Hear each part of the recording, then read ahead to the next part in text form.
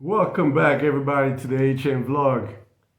Today, I want to talk about this narrative on poverty. Now, it's not new, but I want to focus more on the solution. I attend quite a few conferences. I follow quite a few foundation NGOs online just to see what they post and interesting and of course, hands down, the new topic is it's not new, but the key topic today is food insecurities and global warming, which no doubt is going to be a massive, massive problem.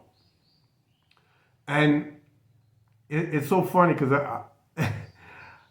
to this day we still have argument who's causing what and it's global warming, and it's just insane. It's just insane. But hey, people want to protect their interests, which is understandable. I remember the last conference I attended.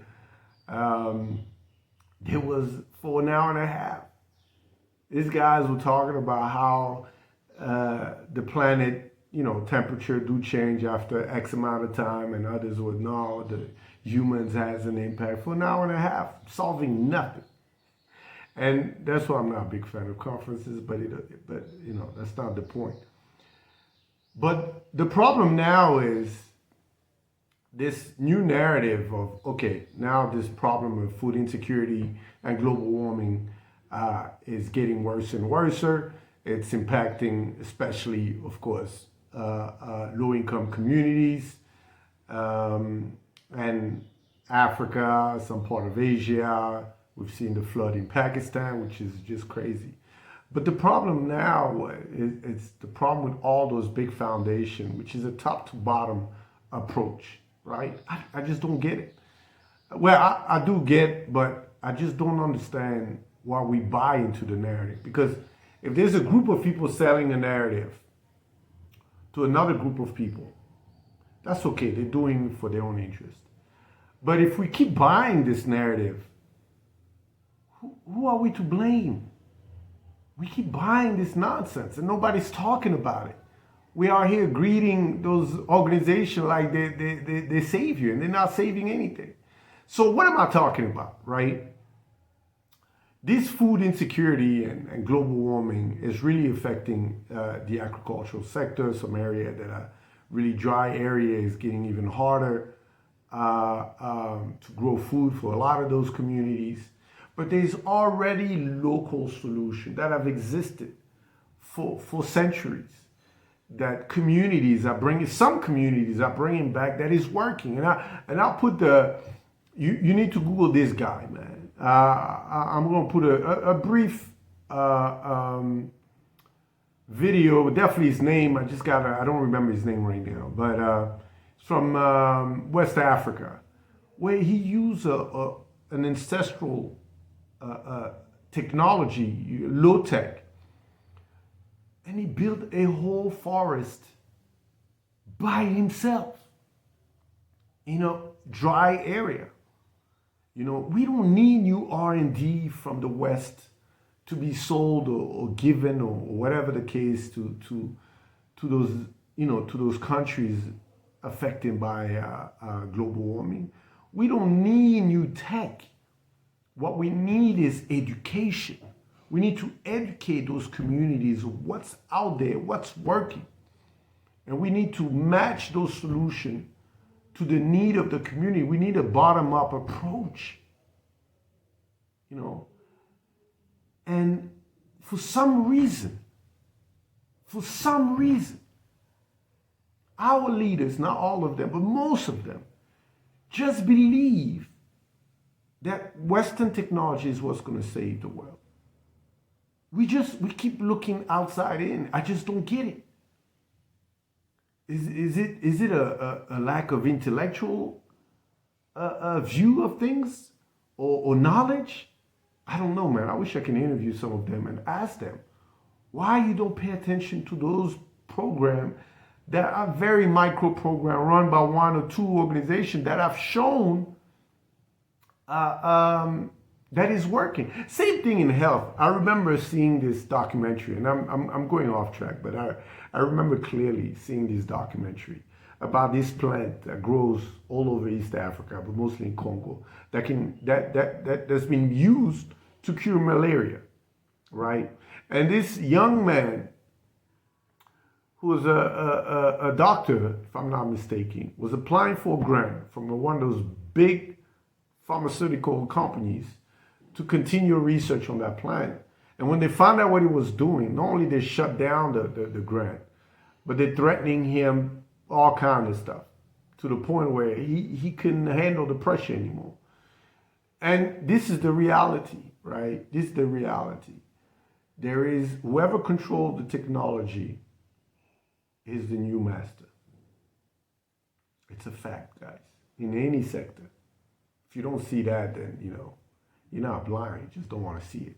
Whoever controls the technology is the new master. And controlling the technology, regardless of the people suffering, is not their problem. Controlling technology means, you increasing your revenue and you're taking care of your shareholders.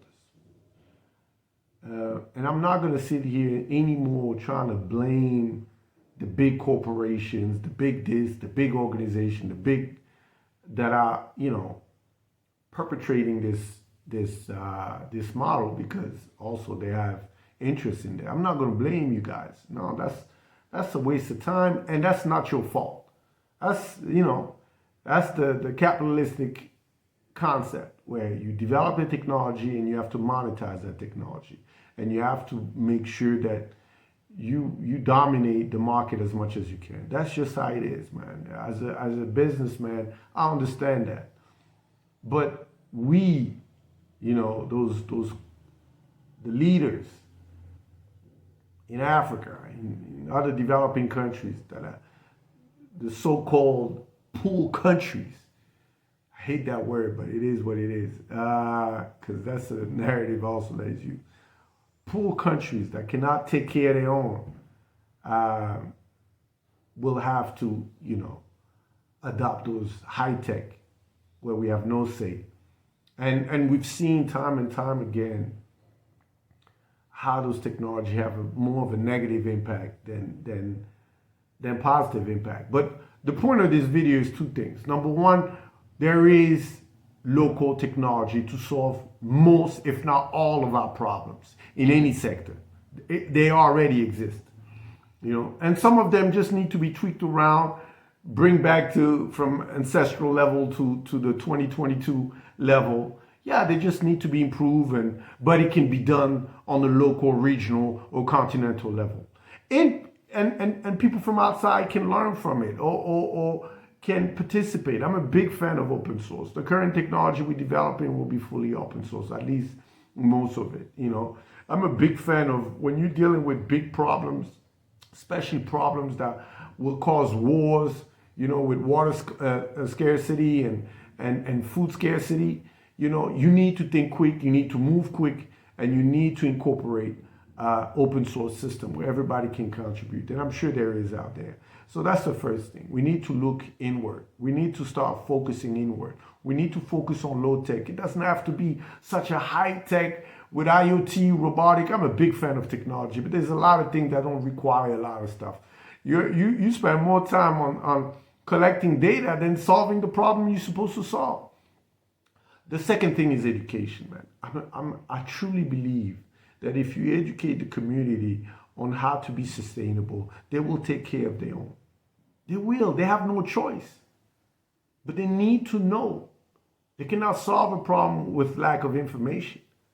You only as good as the information you got, And if you got the wrong information, you same thing, So we need to connect those communities that have the solution, help them tweak and improve those solutions, and connect them or develop a training program to train other communities about those solutions that are low tech, don't require money, so we don't have to depend on grants, foundation, and all this big money where they don't, they if they don't give you, you stuck.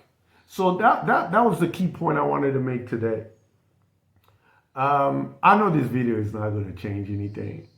I'm not trying to bash anybody, and I'm not trying to point something that hasn't been pointed before. But what I want to bring is awareness. I've traveled all over the continent and quite a few countries around the world, and we downplaying the potential of local communities. They see the problem just like we see the problem. They're not dumb. They're not naive. They see the changes of this world. You can ask anybody, right? But why are we gonna have to tie them up with something, that is expensive, or from 10,000 miles away, that is not a good fit to their community, right? We need to think long term, and we need to understand that, hey, there is plenty of solution out there that is locally based. They just need a hand. They just need a small support system to take their solution to the next level. So I'm sure I'm going to put that short video and then the link so you guys can check this guy, man. When I saw this dude's work by himself, with a little bit of help from the communities, but people think, again, just like anything, when you saw something out of the box, people tell you crazy. People will not believe in you, and that's another topic, right? They tell you you're not realistic. And he kept going, build a whole forest.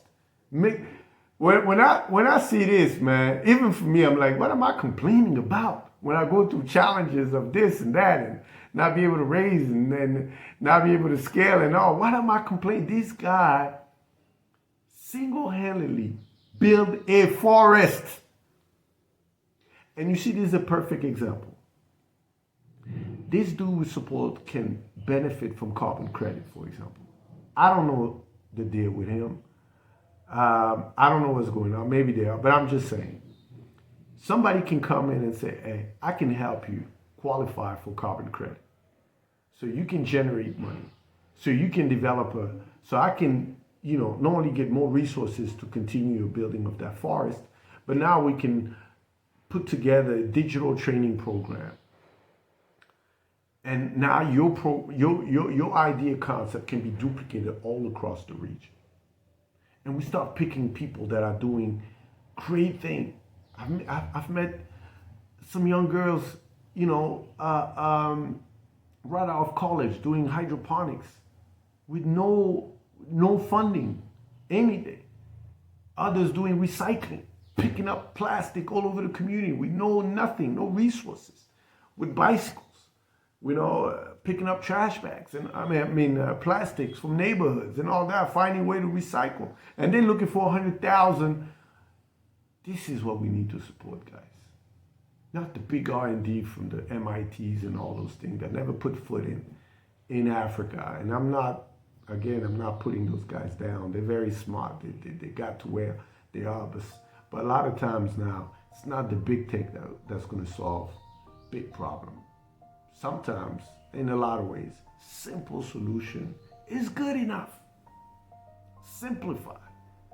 Anybody trying to bring complexity in the problem, they're trying to control that problem, and then they're adding more problem to that problem also. But they're trying to make you believe that you need this more complex thing, and it sounds good. It might looks good and all that, but it's in the end, it's not going to not only solve your problem, it's going to add more problems, because you got to find parts to replace that. You got to find chips. You got to find this. You got to find electronics. And it's not the way, man. Anyway, tell me what you think. I know it's a bit long of a video, but love to see your comments. And I truly hope this narrative will change, but it has to come from within. It has to come from our leaders.